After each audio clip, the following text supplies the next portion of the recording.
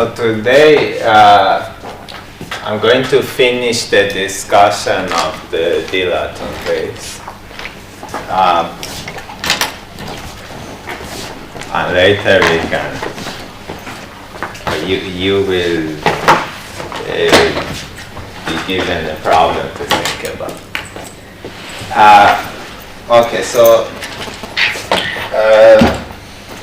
in the last lecture we derived the solutions for the wave solutions for dilaton and related that wave solution to the source. So remember we were trying to solve this equation where T is the trace of energy momentum tensor. And then the goal was that if we have a system which is localized, so if I want to draw a space picture, say I have some astrophysical system of masses which are going around each other with some typical size r and typical frequency omega and typical velocity v over the omega r, then we wanted to understand what is the calculate the waves far away from the system, and for instance ask how much energy is carried away from the system. Or for instance, how long does it take for this system to collapse because of this loss of energy? And in order to do that, we find the Green's function, or this equation is a linear differential equation, so we can solve it using the method of Green's function. And we found this retarded Green's function. So if I want to draw some space-time diagrams, I have this system that lives here, there will be some time dependence. And then what we saw was that if we want the solution phi at this point, it will depend on, there will be some retarded potential for phi that relates it to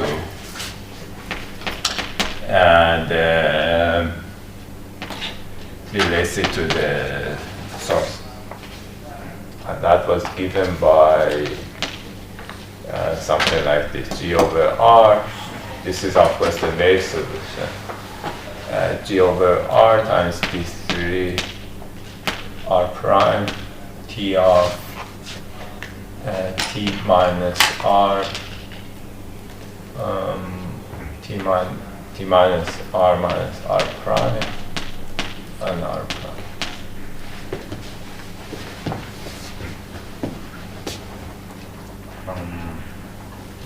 Which we then expanded.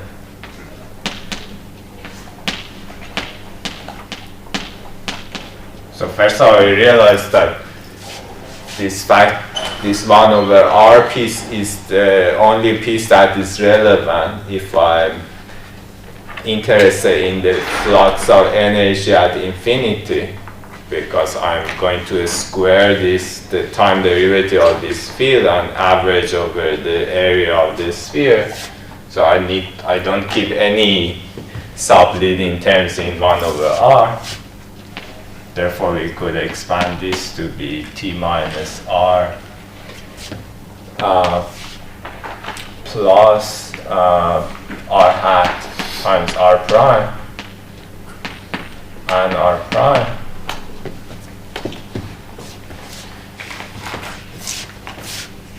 And then we said that this has there's some directional dependence on these waves that only come from here. This directional dependence can be expanded in terms of the spherical harmonics. So I can write this as G over R, sum over L and M, A L M of T minus R via of R hat. And these ALMs are related to the time derivatives of this T, integrated. some weighted averages of this T.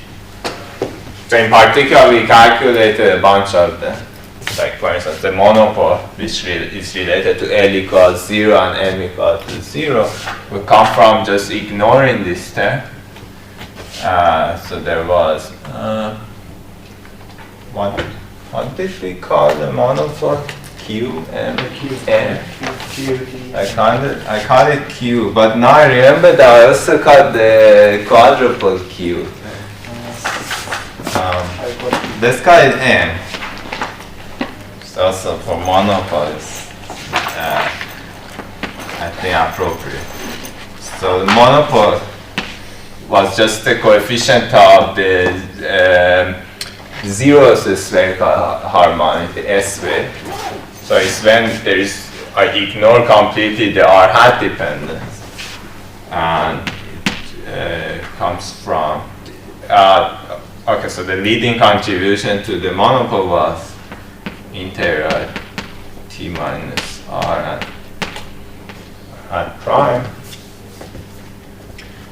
and then there were other. And the point was that this expansion in terms of quadruples is an expansion in powers of the velocity.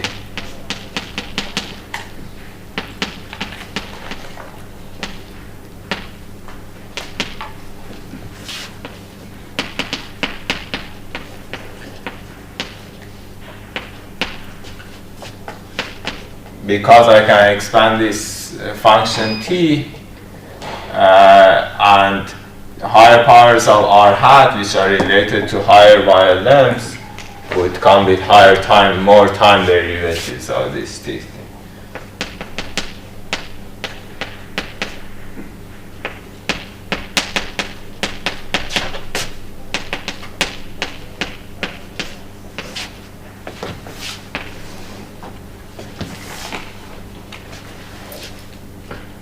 So what we did was that we expanded this in for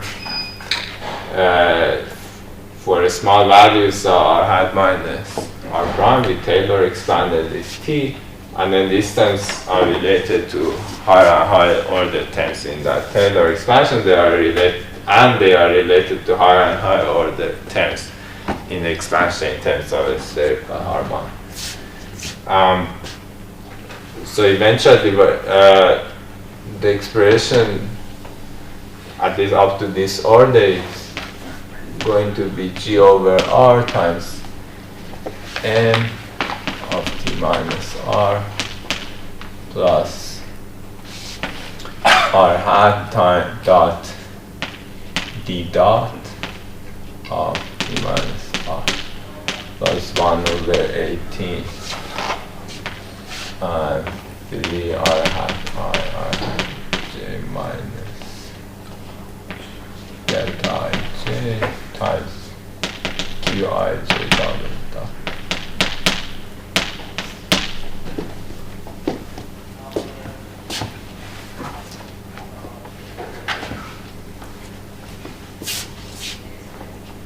So again, so for instance, this term compared to that term, it has one time derivative, and if you look at here, the dipole it has one additional factor of R prime, which is of order of the size of the system. So this term compared to the monopole is suppressed by a factor of omega R, which is velocity, and this term has two time derivatives. And the quadruple has in its definition two factors of R prime, so this is of order omega squared R squared, which is of order B squared, and so on. So we have this expansion which is an expansion in powers of velocity.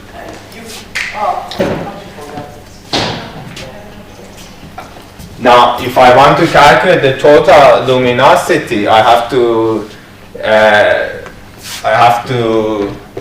calculate the flux included in this phase, which we did last time. It was 1 over 4 pi g times phi dot square.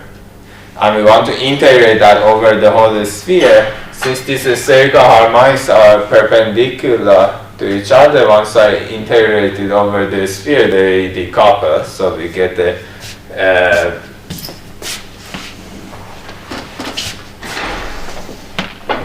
luminosity, which is given by G times sum over this ALM dot squared, where I think my normalization for YLMs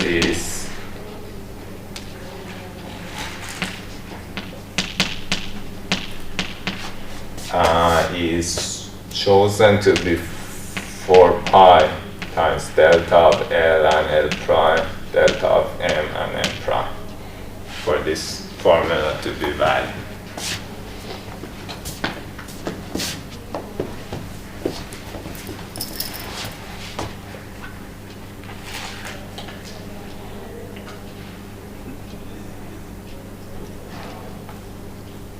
So now, for instance, if I ask you to calculate the luminosity of this non-relativistic system up to that order, up to, I don't know, 5th order in velocity,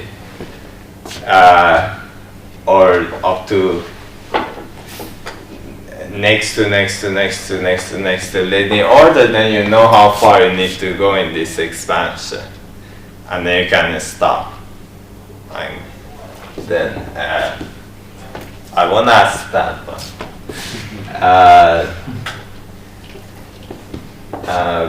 Yeah, so now we have a systematic expansion in powers of velocity to calculate the loss of energy. Any questions so far about the general formalism? Yes? How did you write the Qij in this form? How did I write this in this? Yeah, this is actually a good one. I want to do this. So what where do we let's come here. So what I did was I'm expanding this. So the only dependence on our hat comes from here, right? Now, if I want to expand this expression, this function, in terms of, and I should also put a vector here. If I want to expand this in terms of spherical harmonics, that I should extract various R hat dependence. Now, the the spherical harmonic depends on the expression which goes up to the S power of R hat. So what I did was I just expanded this in Taylor series.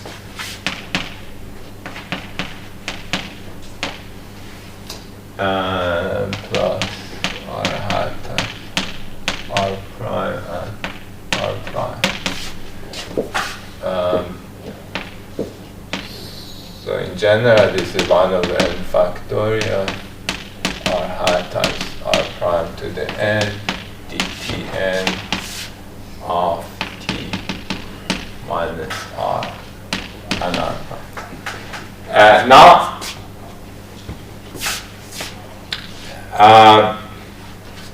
I want to find the leading contribution to the quadruple, which is L equals 2 mole. That leading contribution comes from the terms which are, that starts from the quadratic order in R hat. So I pick up the terms which are quadratic order. There is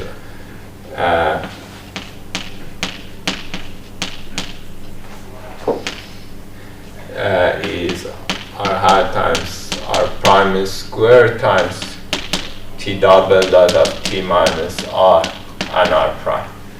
Right? Now this by itself is not just L equals 2. This also has, or in other words,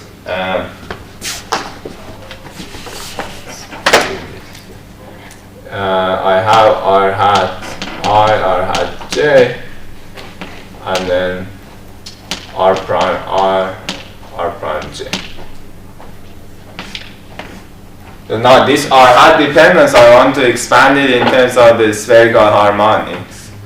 However, this has a trace which is independent of direction. So that part goes into the monopole L equals 0. So I extract the trace.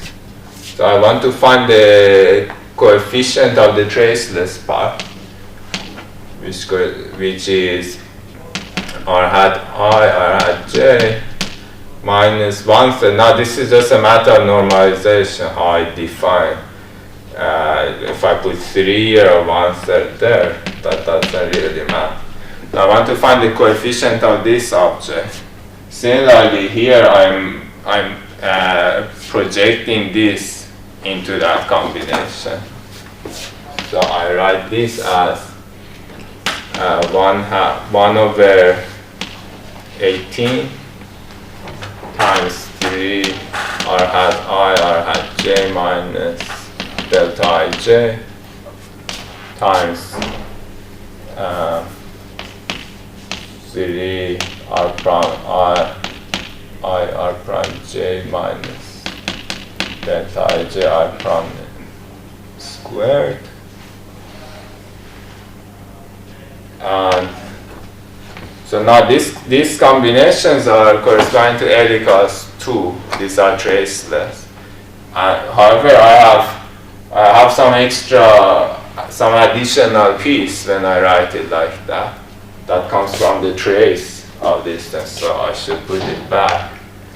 And the trace would correspond to just 1/2 R prime square times P double dot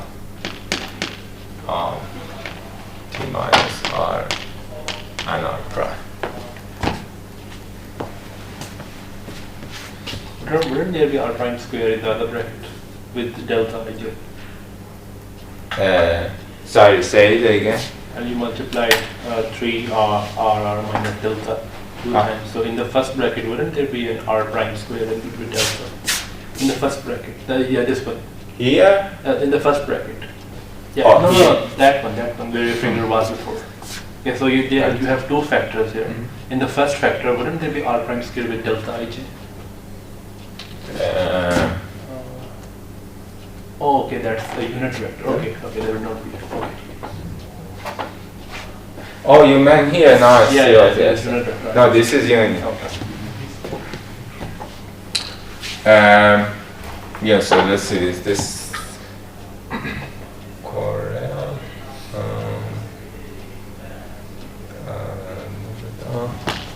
So if I multiply this by that, I get the original term. This gives me 9/18, which is 1/2.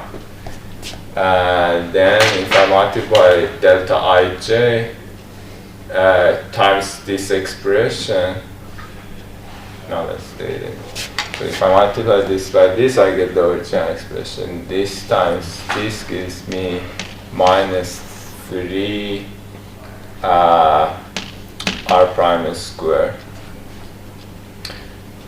And then delta ij times this whole thing gives 0. So, okay, so now this is not correct. So I have 3 R prime square divided by 18, which is minus R prime squared over 6. So that's what I have to add. Okay, now it's okay.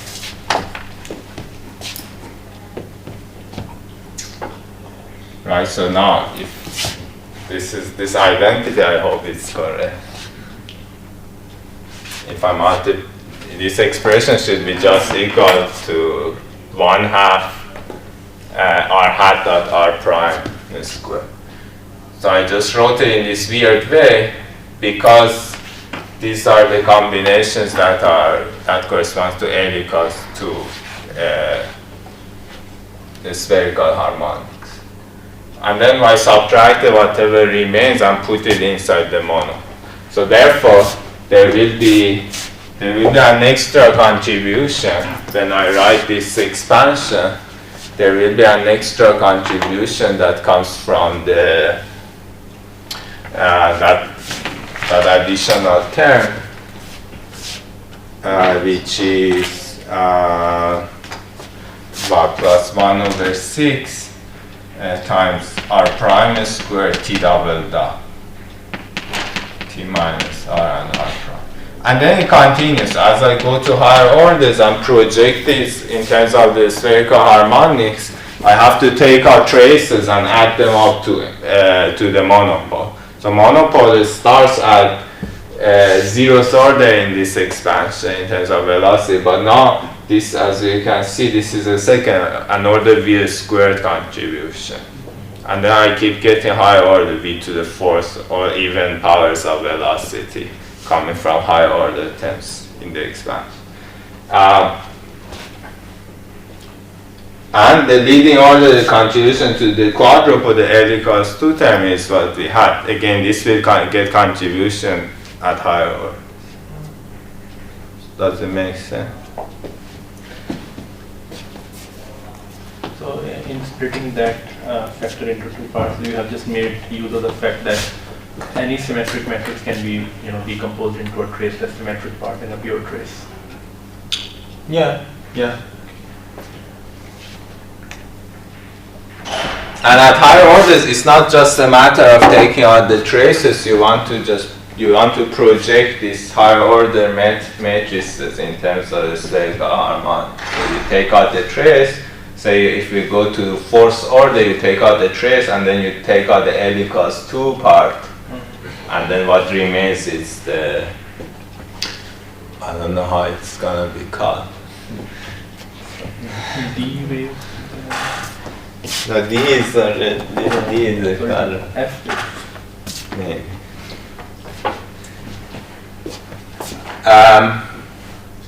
Okay, so now one thing to notice is that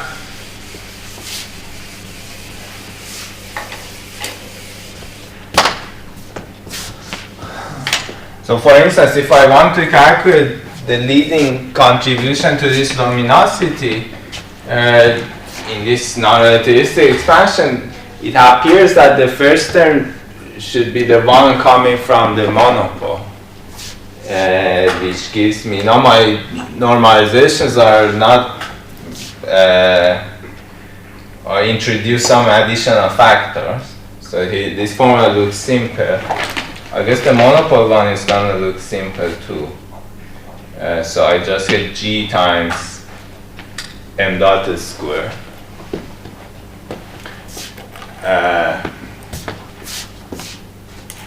Plus, say, order v squared correction.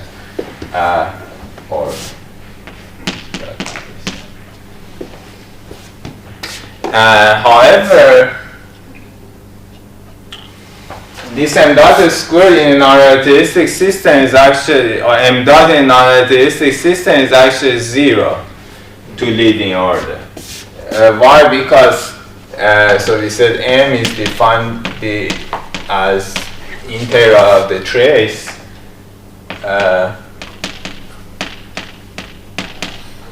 But under higher orders, but so this is the leading order. But this term, this trace in a non-relativistic system is dominated by the rest mass, which is the same as T00, or T00 is also dominated by the rest mass. So up to this V squared corrections, what I have is that the monopole is just the total energy of the system, which is time independent. So even though m starts at 0th order in this expansion, m dot starts at order v squared. In fact, let me just put one extra thing, e total plus 1 plus order v squared. E total is conserved, m dot itself is order v square.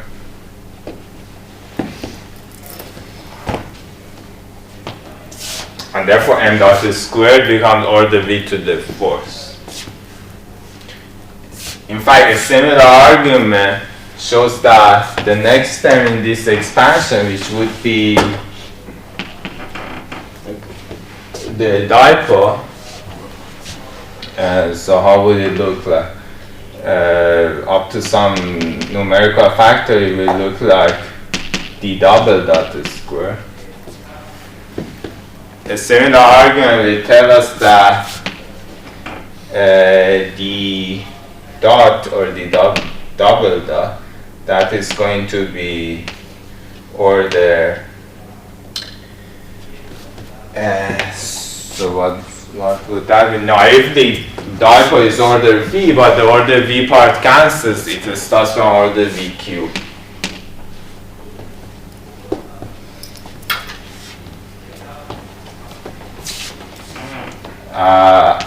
And then the next one will be the quadruple, and the next to leading order contribution to the monopole, because now they are of the same order. So m dot is order v squared, and this is of the same order as the quadruple.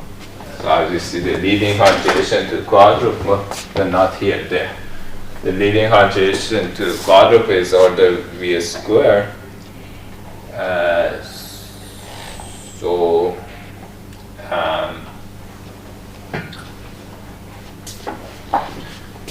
So yeah, that's where we start from in this expansion. And here now we can actually calculate this coefficient.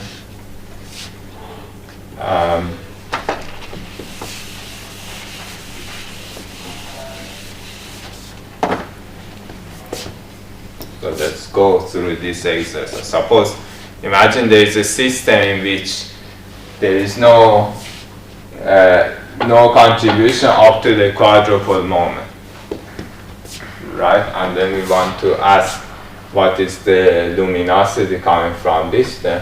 So what we wanted to do was our formula for luminosity was g over 4 pi integral d omega times r squared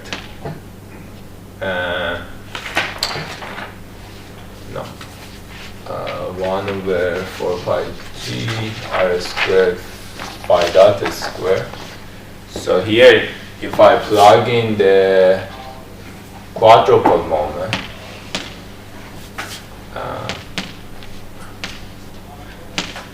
then so let's keep this term in here, and then factors of r squared cancels with 1 over r squared, and I get g over 4 pi integral d omega times 1 over 18 squared times 3 r hat I r hat j minus delta ij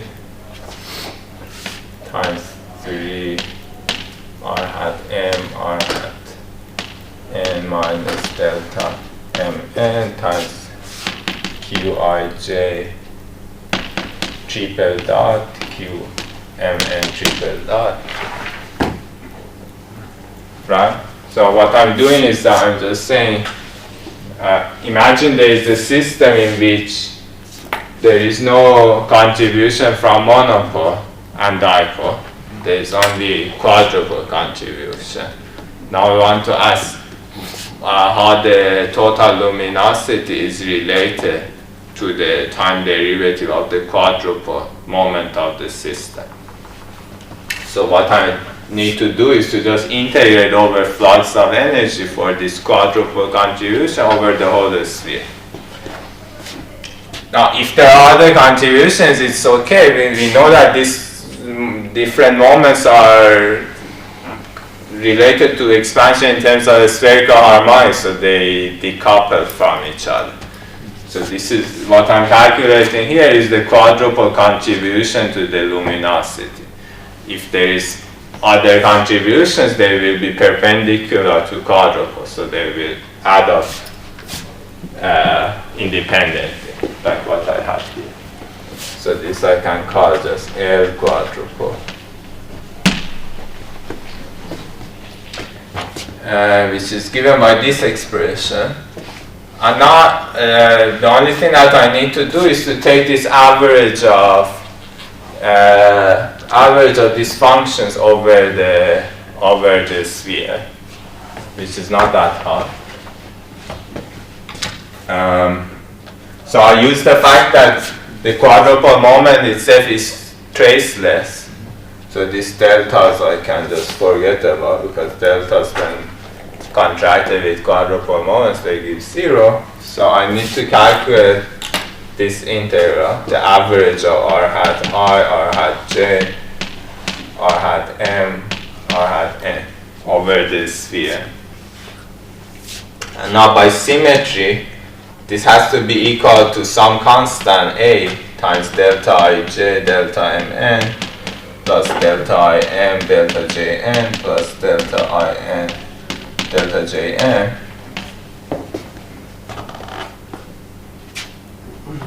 Right? Because there is no direction left after I do this integral. So the only thing that this integral can depend on by symmetry is this combination of the Kronecker delta functions. When I say by symmetry, I mean when I exchange, for instance, I and j index, the left-hand side remains unchanged. Therefore, the right-hand side should also remain unchanged.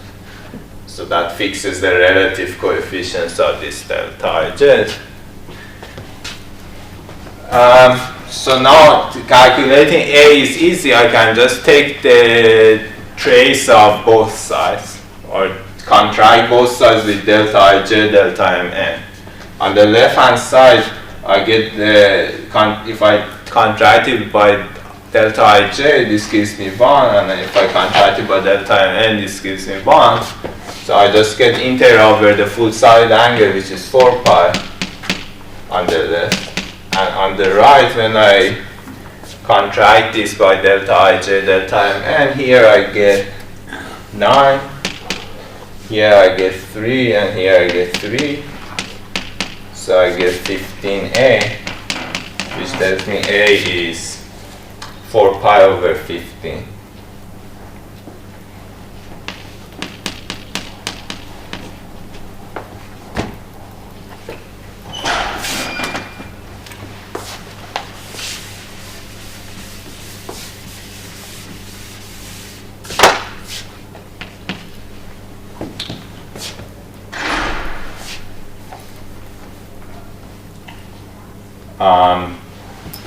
So we have g over 4 pi, 18 squared, 4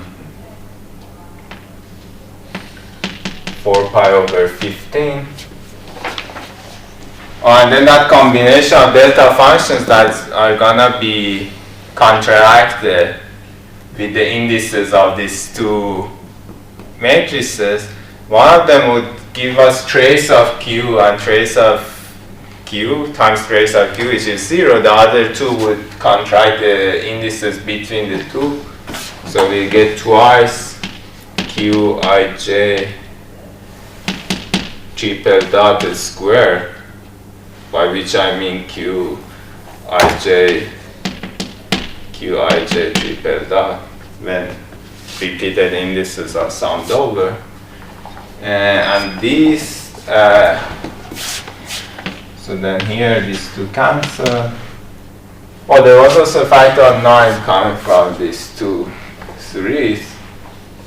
So there is also a 9. So 2 times 9 cancels 1 over 18.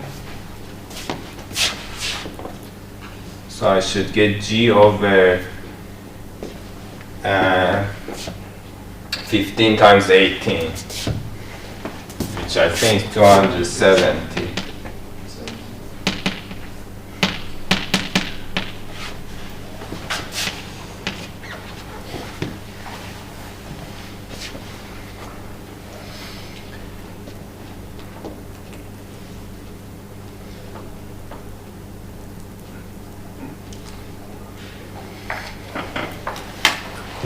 probably you have seen an analogous formula in electromagnetism.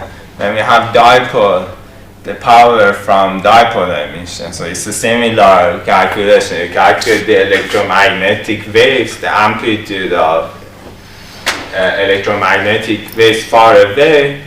You calculate the flux of energy, which is called Poynting flux there. And then you average it over the whole sphere. In that case, the leading term starts from dipole. And then a similar calculation there gives you 2/3.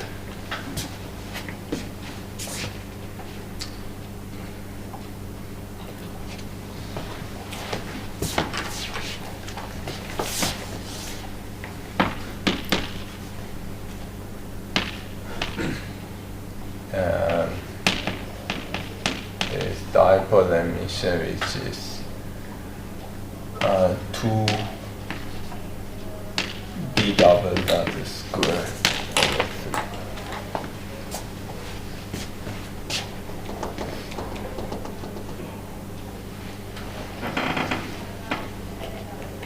Note that we are dimensionally consistent.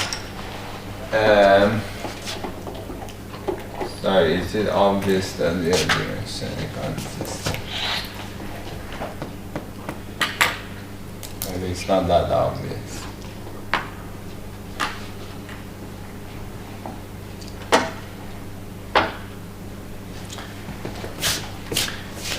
So let's check it here.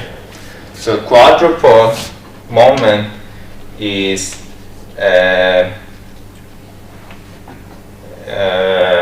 how does it work? Quadruple moment is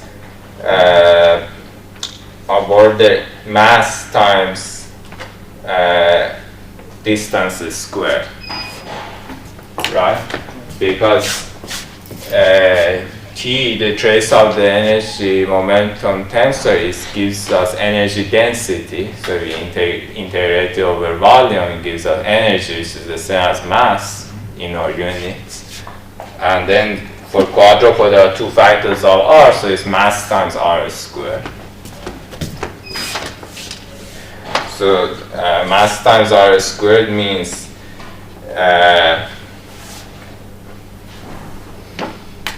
let me just give this a G, and I have mass times R squared, and then there are three factors of 3 time derivatives, which gives omega q, and the whole thing is a square.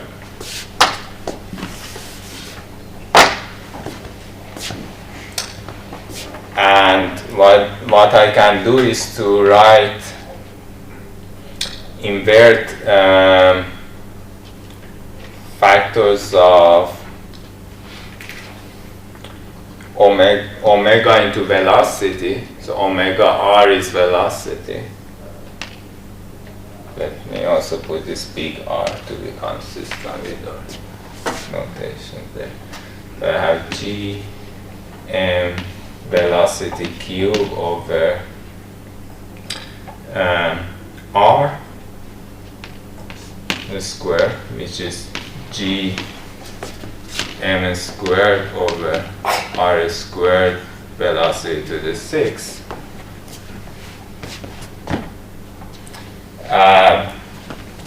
Now, G m squared over R is energy, right? The potential energy of this bond system, for instance, is minus G m squared over 2R. So this is energy. There's an extra factor of 1 over R, and then there is a factor of V to the 6. And this is correct because we have energy over distance. Velocity is dimensionless in our units. And energy over distance is the same as energy over time, which is the correct units for luminosity.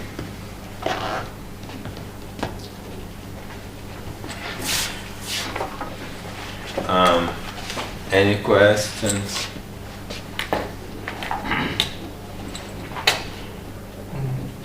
Yeah. How do we relate this process to the other one that we were doing with the frequencies. Oh.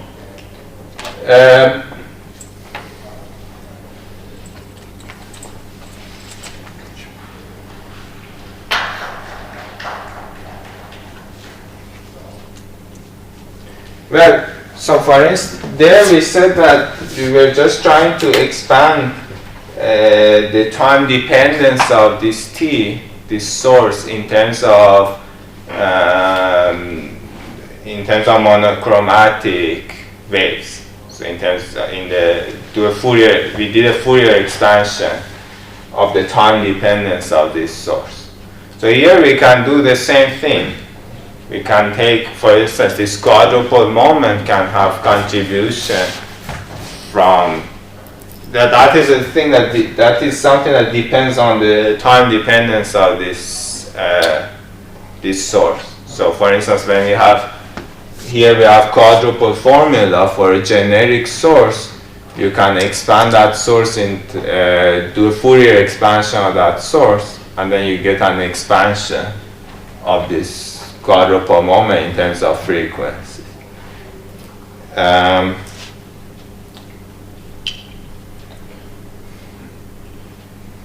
Yeah, there what we wrote was more general in the sense that we never assumed this being in this non-relativistic limit. So that is valid even if you have a process which is relativistic. But if the system is non-relativistic, then you can do multiple expansion, and then at the same time you can take multiples and expand them in terms of in frequency space. They can be done simultaneously. But we can do all of this without expanding them into frequencies. Yeah. Yeah, we can do that. And in the luminosity case, the contributions from different frequencies won't add up because it is a non-linear thing, because it's a square. Right. Yeah, the different frequencies, one should still add them up at the level of the quadruple. I cannot write expression here L of omega. Just 1 omega.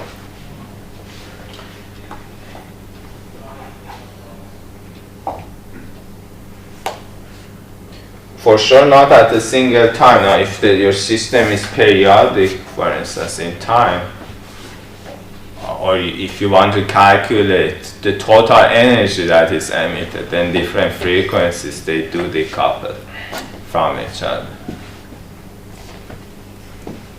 But at a single time, you have to add up all frequency contributions. Other questions? So what do you want to derive with this result? Oh, okay. So we want to do the following. We have a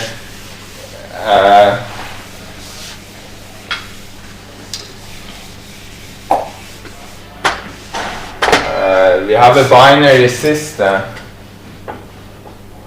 I already gave it here, but let's be more specific. So there is a circular binary system. Meaning that there are two masses m at distance r, and they are orbiting in a circular orbit with frequency omega, and we want to calculate r dot due to the emission of gravitational waves.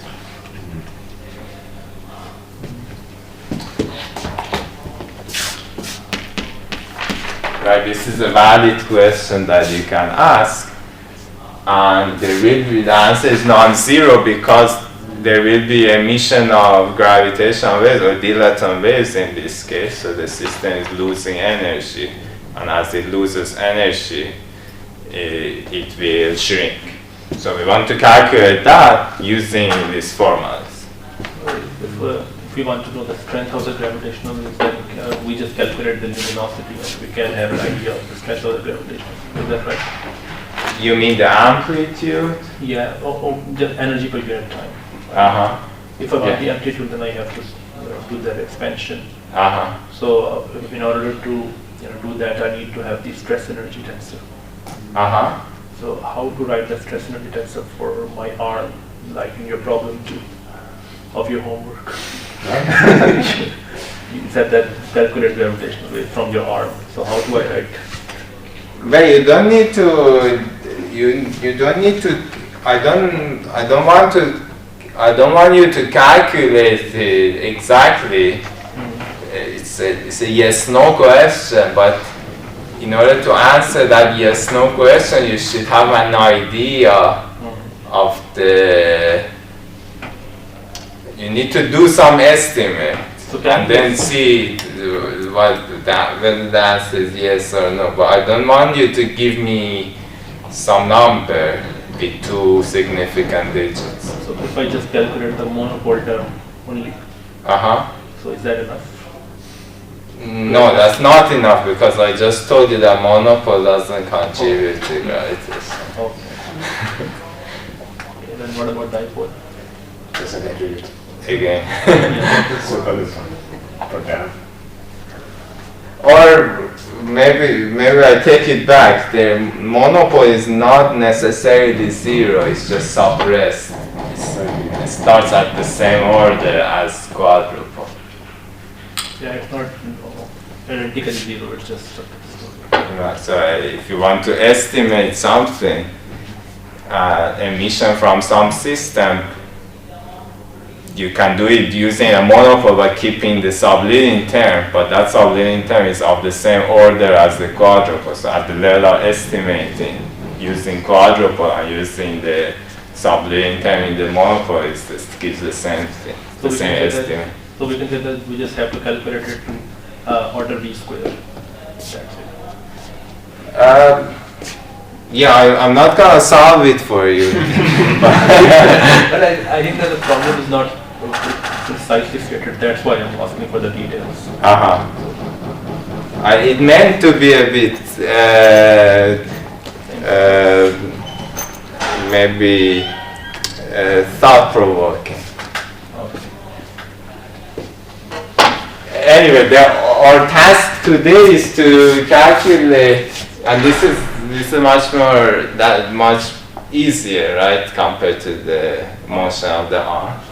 So here we want to calculate what is r dot in this system. Now this system that I'm considering here is very special in the sense that here the monopole is actually 0 to all orders because I have a motion which is a spherical, which is circular. So you can, if you think a bit carefully about it, you realize that this monopole term will actually vanish to all orders if you have a motion which is like a solid motion, meaning that it corresponds to action of a rotation on the configuration of a system. Only the monopole, not the dipole. Also the dipole. Absolutely.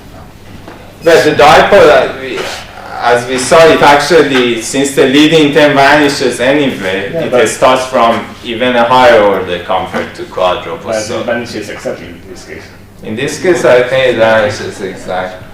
So here we really have quadruple contribution as the leading contribution.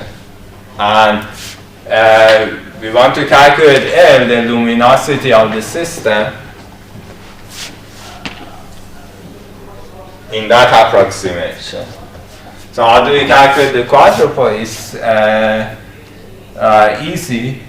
So let's talk about the one of the particles, x and y. Maybe everything big, pi.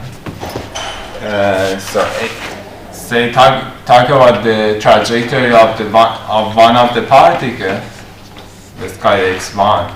So x1 is given by r over 2 times cosine omega t, and y1 is given by r over 2 times sine omega t.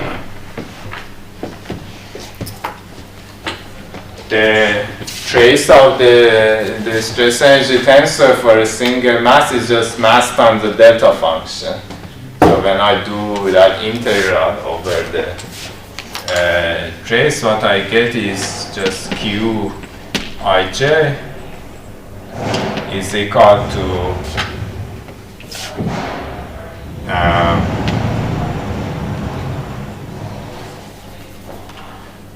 so how did it look like? There was m times 3 r I r j r prime r prime j minus delta I j r prime square, where now r prime corresponds to this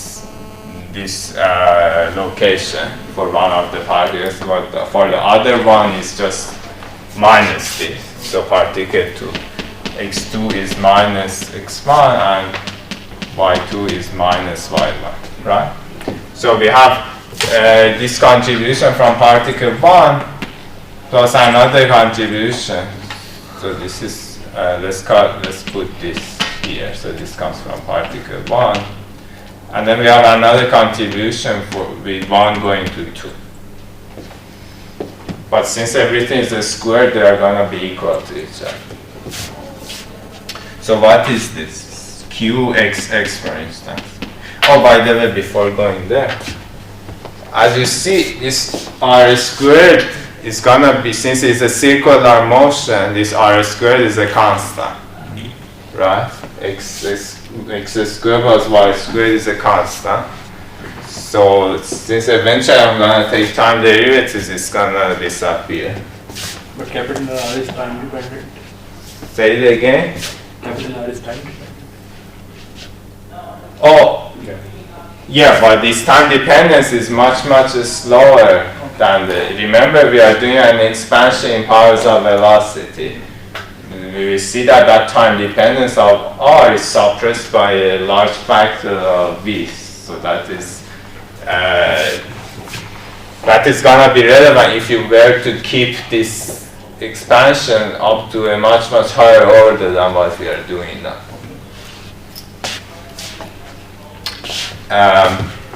Okay, so therefore I'm going to only keep the time dependent piece.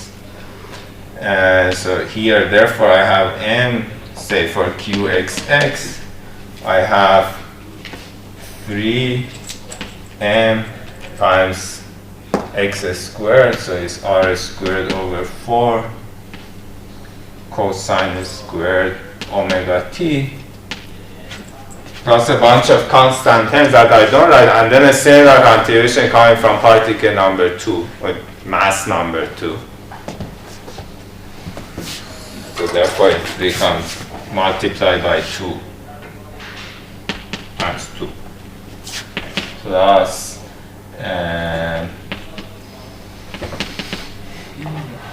time independent. And then there is Qyy, which is given by a similar expression, 3 over 2 m times r squared times sine squared of omega t.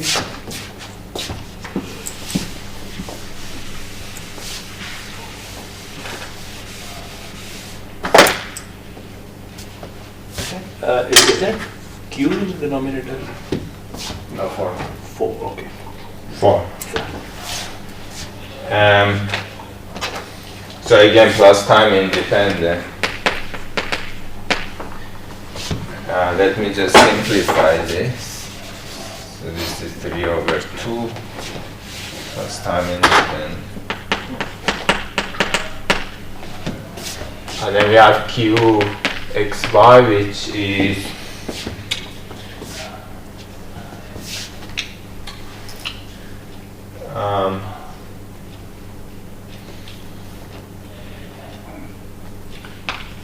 3 over 2m times r squared sine omega t cosine omega t.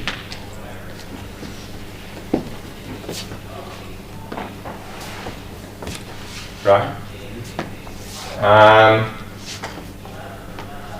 And then I can now simplify this a bit. So this cosine squared, I can write it as 3 over 4 m times r squared times 1 plus cosine of 2 omega t. Again, I'm dropping all of the time independent pieces, so this 1 is also going to be irrelevant. And the 3 over 4 m r squared times 1 minus cosine 2 omega t. And this one is going to be 3 over 4 m r squared times sine 2 omega t.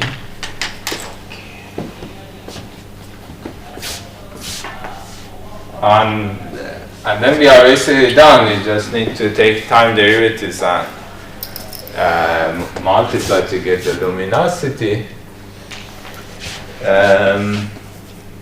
So for instance, qxx triple dot is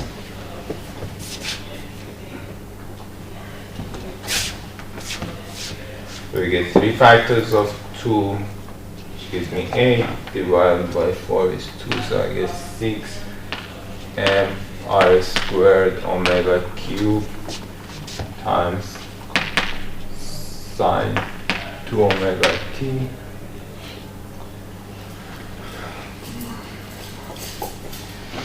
And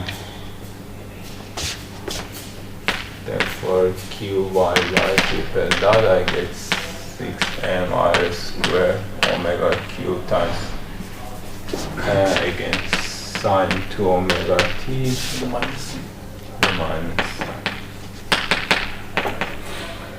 And here I will get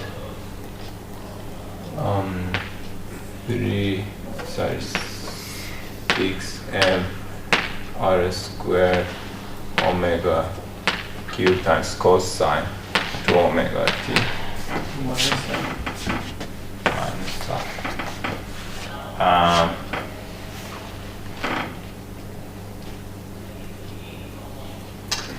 and then if we square this,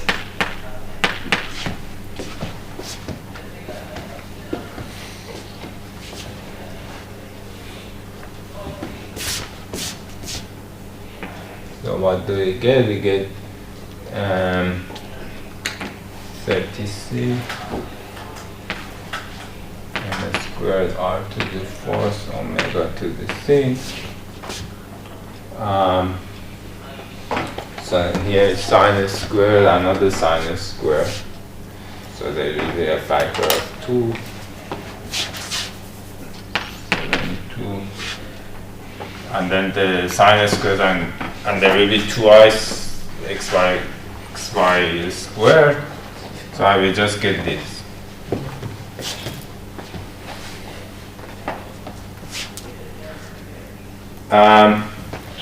And then we are basically done. This is, our luminosity is gonna be this expression 72 over 270, which is what?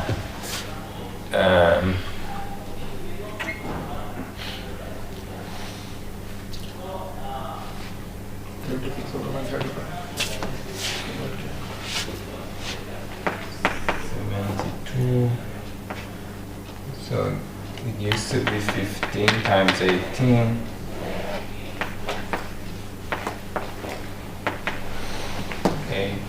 Over 30 is 4 over 15. Okay, this you can also check in the notes. But I get 4g m squared r to the 4 omega to the 6 over 15.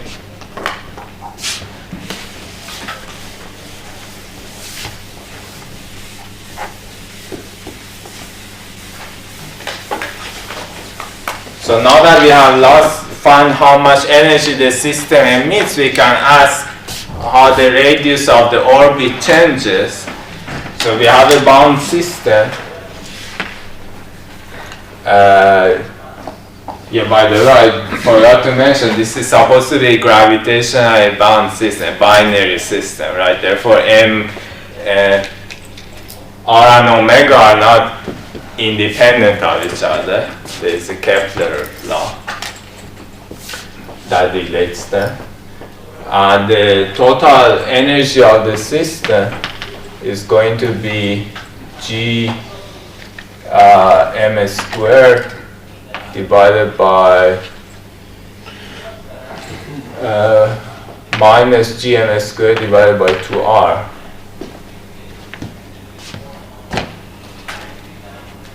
One half of its potential energy. And because of this luminosity, there will be a change in the energy. So we have dE by dt, that has to be minus n. The energy is carried away. We also have the Kepler law that I didn't write. So what is the Kepler law? We have m squared, omega squared times r over 2 has to be equal to g m divided by r squared. So omega squared is given by gm over 2gm over r cube. 2gm I call it the gravitational radius. So omega squared is rg over r cube.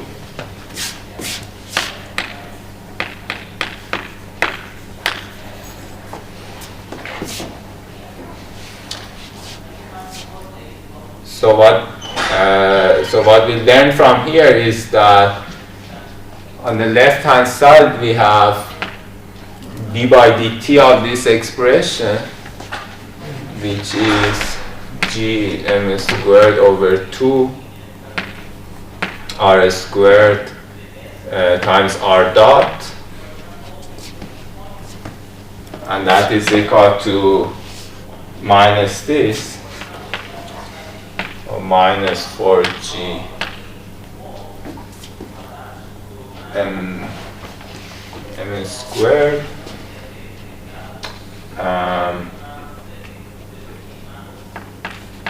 r to the 4th, and then omega to the 6th is divided by 15, and then omega to the 6th is rg over r cube.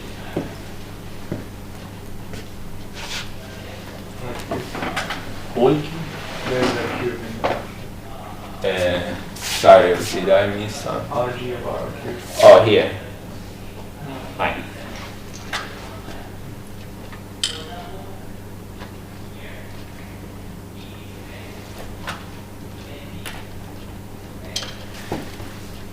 Okay.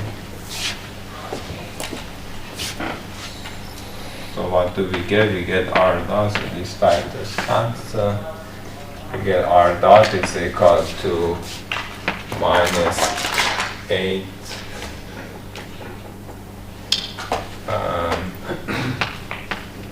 RG cubed divided by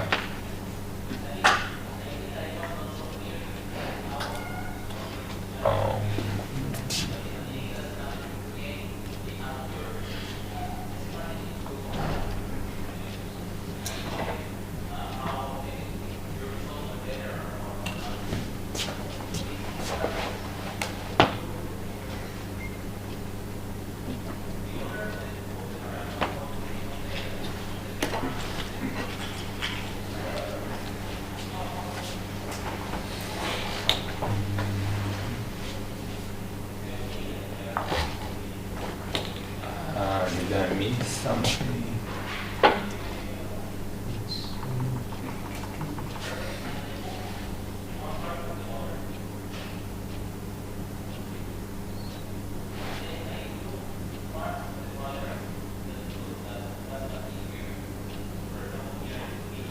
No. Okay, this is good.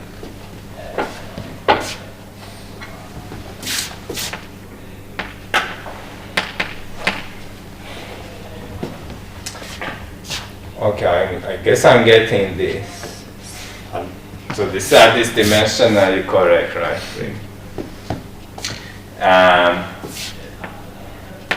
And it tells us how the radius of the system is shrinking with time. And therefore it predicts some time at which the system collapses to zero.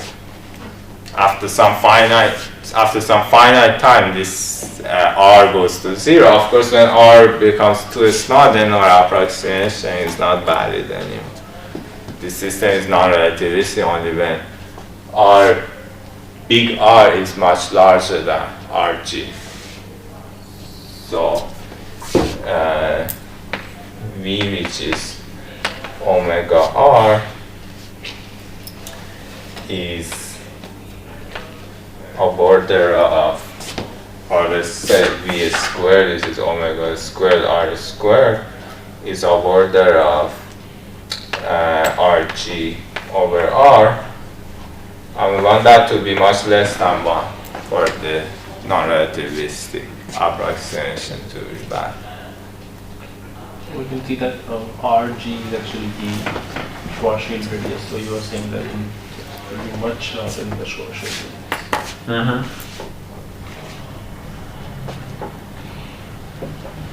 Yeah, of course, that's the time.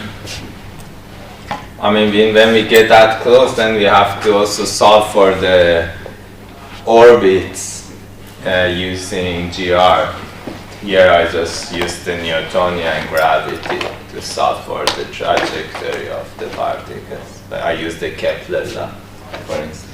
In that extreme right where you define Rg, you use capital M. What is capital M? Oh, sorry, I meant a smaller. Yeah.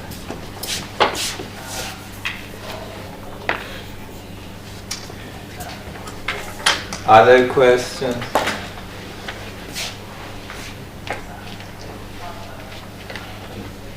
Yes. You consider the binary star to all mass. In case of two different mass, I mean, why you change? Why what would change? Well, if the masses are different, you will have, I guess you can still consider circular orbits, but now around the center of mass, or the distance of the two to the center of mass will be different. So I have to replace with reduced mass, two-body problem. Well, you can still do this, except that now x2 is not minus x1. x2 is related to x1 by some ratio of masses. So in that case, will the dipole contribution still be zero or not? Probably not. Yeah, because it's not symmetric now. It's just the origin. Right. No, sorry, the leading dipole conjugation is always zero, but the subleading terms, let's see, I think as long as you're, yeah, how does it work? Let me see. Yeah, I don't know. But I think that it's still gonna be zero, because if your motion is like a solid body motion, meaning that you're still moving in a perfectly circular orbit, then I think it should still vanish. But I'm not sure. Because there is a problem in this chapter that says for any solid object.